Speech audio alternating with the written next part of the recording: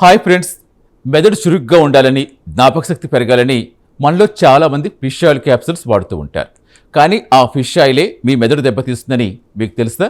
ముఖ్యంగా తలకి చిన్న చిన్న దెబ్బలు తగిలినప్పుడు ఈ సప్లిమెంట్లే మెదడు కోలుకోకుండా అడ్డుపడుతున్నాయని శాస్త్రవేత్తలు షాకింగ్ నిజం బయటపెట్టారు. ఆరోగ్యానికి మేలు చేస్తుందనుకున్న ఫిష్ ఆయిల్ ఎందుకు విలన్గా మారుతుందో ఇప్పుడు చూద్దాం. ఈ పరిశోధన అమెరికాలో medical university of south Carolina శాస్త్రవేత్తల బృందం నిర్వహించింది. ప్రముఖ న్యూరో సైంటిస్ట్ డాక్టర్ ఓండర్ అల్బాయి రాయ్ నేతృత్వంలో బృందం ఫిష్ ఆయిల్ సప్లిమెంట్లపై జరిపిన ఆ అధ్యయన వివరాలు తాజాగా సెల్ రిపోర్ట్స్ జర్నల్లో ప్రచురితమయ్యాయి. అసలు ఫిష్ ఆయిల్లో ఏముంటుంది? ఇందులో ఒమేగా-3 ఫ్యాటీ యాసిడ్స్ అయిన ఈపీఏ మరియు డిహెచ్ఏ ఉంటాయి.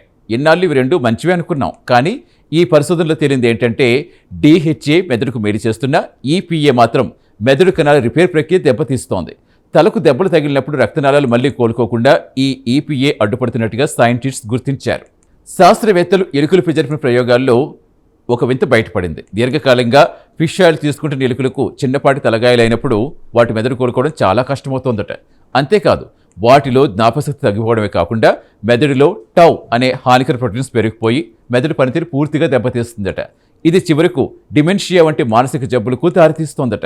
ఈ సిద్ధాంతం నిరూపించేందుకు శాస్త్రవేత్తలు చనిపోయిన వ్యక్తుల మెదడు కణజాలం కూడా పరీక్షించారు.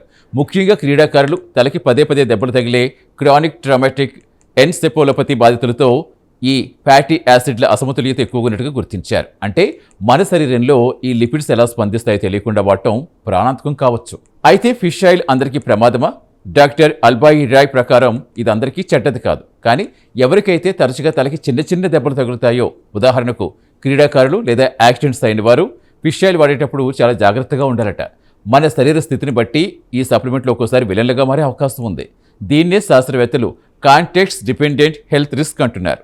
చూస్తారుగా, అతి సర్వత్రా వర్జయేత్ అన్నట్టుగా ఆరోగ్యానికి మంచిదే కదా అని వాడే సప్లిమెంట్స్ కూడా కొన్నిసార్లు మన ప్రాణాల మీదకి రావచ్చు. ఏదైనా సప్లిమెంట్ వాడే ముందు అది మీ శరీరానికి ఎలా స్పందిస్తుందో తెలుసుకోవడం చాలా అవసరం. ఈ ప్రత్యేక కథనంపై మీ అభిప్రాయాలు కామెంట్ ద్వారా తెలపండి. ఒక కొత్త విషయం తెలుసుకున్నామని భావిస్తే వీడియోని లైక్ చేసి ఛానల్ సబ్స్క్రైబ్ చేయండి. Thank you.